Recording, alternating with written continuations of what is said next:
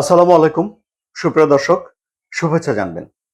মার্কিন president Donald Trump চীন সফরে যাচ্ছেন। 13ই মে থেকে 15ই মে, এই 3 দিন তার চীন সফর হতে পারে, এই বিষয়টি নিশ্চিত করেছে বেইজিং। সুতরাং চীন যেহেতু নিশ্চিত করেছে এই সফর হচ্ছে, কিন্তু প্রশ্ন হলো যে এই সফরে কি আলোচনা হবে, যুক্তরাষ্ট্র এবং চীন কোন বিষয়ে একমত হবে। হরমুজ প্রণালীতে ইরান যে নিয়ন্ত্রণ আরোপ করেছে, সেখানে ফি আরোপ করছে, তেলের সরবরাহ বন্ধ আছে, বিশ্বের তেলের বাজার অস্থির হয়ে উঠেছে। এটি দুই দেশের অর্থনীতিকেই নাড়া দিয়ে গেছে। তাহলে ইরান প্রসঙ্গ এই আলোচনায় থাকবে, এটা আমরা ধরেই নিতে পারি। কিন্তু তারপরেও যুক্তরাষ্ট্র এবং চীনের মধ্যে যে বাণিজ্য যুদ্ধ রয়েছে, সেই বাণিজ্য যুদ্ধের কি হবে, কিভাবে শুরু হয়েছিল এই বাণিজ্য যুদ্ধ, এর প্রকৃতি কি, কত বছর ধরে চলছে, চীন কি যুক্তরাষ্ট্রকে ঠেকিয়ে দিতে পারছে, এই লড়াইয়ে চীনের সবচেয়ে বড় কৌশল কি, এবং চীন কি যুক্তরাষ্ট্রকে কপোকাত করতে পারছে। এই যে যুক্তরাষ্ট্র এসে চীনের সঙ্গে আলোচনায় বসছে, এটা কি চীনের জন্য একটা বিজয়? চলুন এই সব বিষয় নিয়ে এই কন্টেন্টে আলোচনা করি। আমি আনোয়ার সাদি আপনাদের সঙ্গে রয়েছি। প্রথমেই জানিয়ে রাখি যে মার্কিন প্রেসিডেন্ট ডোনাল্ড ট্রাম্প যে চীন সফরে যাচ্ছেন, সেখানে তিনি যুক্তরাষ্ট্রের বেশ কিছু বড় প্রতিষ্ঠানের সিইওদের সঙ্গে নিয়ে যাচ্ছেন। এই যেমন ধরুন, আমরা নাম করতে পারি সিটি গ্রুপ, আমরা নাম করতে পারি বোয়িং। সুতরাং বিমানের যন্ত্রাংশ বিক্রি করার একটা উদ্দেশ্য ডোনাল্ড ট্রাম্পের থাকতে পারে, এবং বড় ধরনের বাণিজ্য চুক্তি করার আশা ডোনাল্ড ট্রাম্পের মনে থাকতে পারে, এটি আমরা ধারণা করতে পারি। সুপ্রিয় দর্শক, কবে শুরু হয়েছিল চীনের সঙ্গে যুক্তরাষ্ট্রের বাণিজ্য লড়াই? সেটি শুরু হয়েছিল 2016 সালে, যখন মার্কিন প্রেসিডেন্ট হিসেবে ডোনাল্ড ট্রাম্প নির্বাচিত হন এবং ক্ষমতায় আসেন। তখন তিনি স্লোগান দিয়েছিলেন যে মেক আমেরিকা গ্রেট। এরপরে দ্বিতীয়বার যখন তিনি নির্বাচিত হয়েছেন, তখন তিনি বলেছেন মেক আমেরিকা গ্রেট এগেইন। তাহলে আমেরিকাকে মহান করে তোলার উদ্দেশ্যে তিনি তখন এসে খুঁজে বের করলেন কোন কোন দেশের সঙ্গে বাণিজ্য ঘাটতি রয়েছে, দেশের মানে যুক্তরাষ্ট্রের উৎপাদন খাতকে কিভাবে রক্ষা করা যায়, সেখানে কিভাবে কর্মসংস্থান বাড়ানো যায়, এসব বিষয় নিয়ে তিনি ভাবনা চিন্তা শুরু করলেন। এবং এই ভাবনা চিন্তার অংশ হিসেবে ডোনাল্ড ট্রাম্প বিভিন্ন দেশের উপর শুল্ক আরোপ করলেন, এবং সবচেয়ে বেশি শুল্ক আরোপ করা হয়েছে চীনের উপরে। চীনের পরিস্থিতি তখন কি? চীনের পরিস্থিতি হলো যে চীন তখন এককভাবে যুক্তরাষ্ট্রকে তার প্রধান বাজার হিসেবে বানিয়ে রেখেছে। ফলে ডোনাল্ড ট্রাম্প যখন চীনের পণ্যের উপরে বেশি বেশি করে শুল্ক আরোপ করা শুরু করে, এবং তখন চীনের উৎপাদন কমে যাওয়ার আশঙ্কা তৈরি হয়, চীনের ভেতরে বেকারত্ব বেড়ে যাওয়ার একটা ঝুঁকি তৈরি হয়। কারণ চীন আগে থেকেই তাদের যেসব পণ্যগুলো তৈরি হচ্ছিল, সেগুলো দেশের বাইরে বিক্রি করার তাদের দরকার ছিল, কারণ এত পণ্য তারা উৎপাদন করে যে চীনের ভেতরে এগুলো সব তারা বিক্রি করে শেষ করতে পারে না। চীনে তখন উচ্চ বেকারত্ব ছিল, মানে বেকারত্বের হার বেশি ছিল, এবং আবাসন সংকট ছিল। সবকিছু মিলে যখন ডোনাল্ড ট্রাম্প এই শুল্ক আরোপের ঘোষণা দিলেন, তখন চীনের জন্য এটা একটা বেকায়দার পরিস্থিতি তৈরি হয়েছিল। এটা ডোনাল্ড ট্রাম্পের প্রথম মেয়াদে তিনি যখন ক্ষমতায় এসেছিলেন তখনকার কথা বলছে। তিনি তখন $238 বিলিয়ন মতো পণ্যের উপরে শুল্ক আরোপ করেন ডোনাল্ড ট্রাম্প। যেই মুহূর্তে এই শুল্ক আরোপ করা হলো, সেই মুহূর্তেই চীনের সঙ্গে যুক্তরাষ্ট্রের শুল্ক লড়াই, বাণিজ্য লড়াইয়ের সূচনা হয়ে গেল।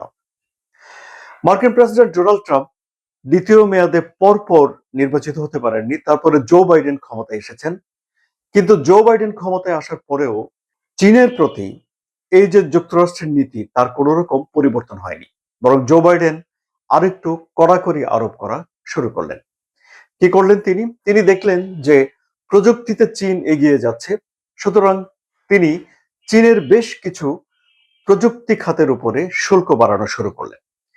চীনের যে হাওয়াই কোম্পানি রয়েছে, তা যুক্তরাষ্ট্রের বাজার থেকে চলে আসতে বাধ্য হলো, কারণ জাতীয় নিরাপত্তার জন্য হুমকি বিবেচনা করে এই কোম্পানিকে যুক্তরাষ্ট্র বিশেষভাবে দেখা শুরু করলো। টিকটকের উপরে যুক্তরাষ্ট্র খড়গহস্ত হলো, এবং শেষ পর্যন্ত টিকটকের জন্য আলাদা ব্যবস্থাপনা তৈরি করতে হয়েছে, যুক্তরাষ্ট্রের জন্য, এবং টিকটকটাও তাদের টার্গেটে পড়লো। আর শুল্কের বিষয় তো রয়েছে। এরপর হলো ডোনাল্ড ট্রাম্প আবার দ্বিতীয় মেয়াদে ক্ষমতায় আসলেন। আসার পর 2025 সালে শত্রু, মিত্র, বন্ধু নির্বিশেষে সবার উপরে শুল্ক আরোপ করা শুরু করলেন। এবারে চীন, তারাও শুল্ক আরোপ শুরু করলো পাল্টা। এরই মধ্যে চীন তার রপ্তানি খাতকে বিভিন্নভাবে বৈচিত্র্যময় করে তুলেছে। তারা শুধু যুক্তরাষ্ট্রের উপর এককভাবে নির্ভর না করে বিভিন্ন দেশে তারা তাদের পণ্য রপ্তানি করার বাজার খুঁজে নিয়েছে, এবং যুক্তরাষ্ট্র চীনের উপরে শুল্ক আরোপ করে, চীন যুক্তরাষ্ট্রের উপরে শুল্ক আরোপ করে। এমনও হয় যে 100%-এর উপরে বেশি শুল্ক আরোপ করা হয়েছে। তারপরে গত বছর একটা বৈঠক করে তারা এই শুল্ক আরোপ থেকে সরে আসে, এবং যুক্তরাষ্ট্র এটিকে নিজেদের বিজয় দাবি করে।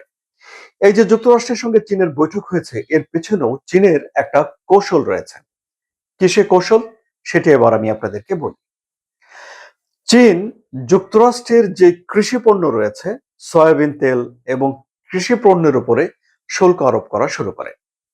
ফলে সে দেশে কৃষকরা তাদের উৎপাদিত ফসল ব্যাপকভাবে বিক্রি করতে পারে না।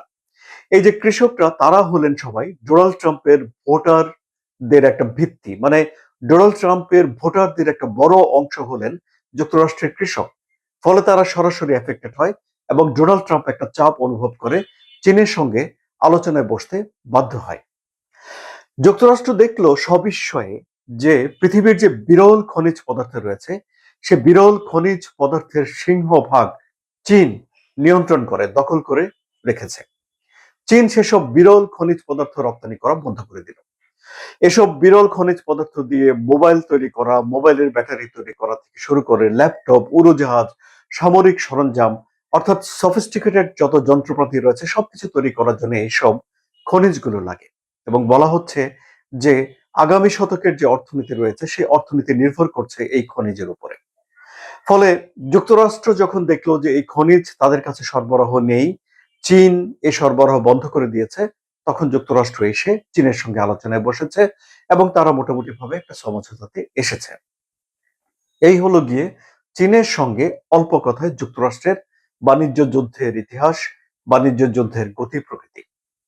এখন দেখা যাচ্ছে যে যুক্তরাষ্ট্র চীনের কাছে তাদের কৃষি পণ্য বিক্রি করতে চাইবে।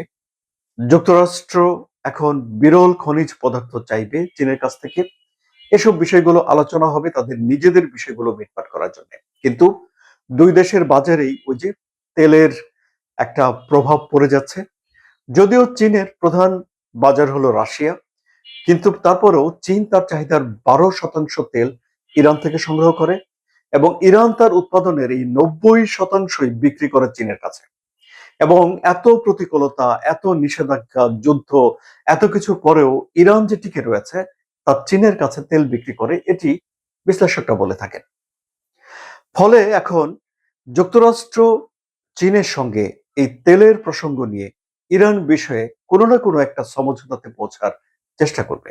ফলে ডোনাল্ড ট্রাম্পের এই যে বৈঠক, এটি এই সময়ে অত্যন্ত গুরুত্বপূর্ণ, এবং এই বৈঠকে কি হয় তা জানার জন্য আমাদের একটা কৌতূহলী নজর থাকবে। সে বৈঠকের আমি বিশ্লেষণ করব, আপনাদেরকে আগাম আমন্ত্রণ জানিয়ে রাখছি সেই বিশ্লেষণ দেখার জন্য। সঙ্গে থাকা সবাইকে ধন্যবাদ।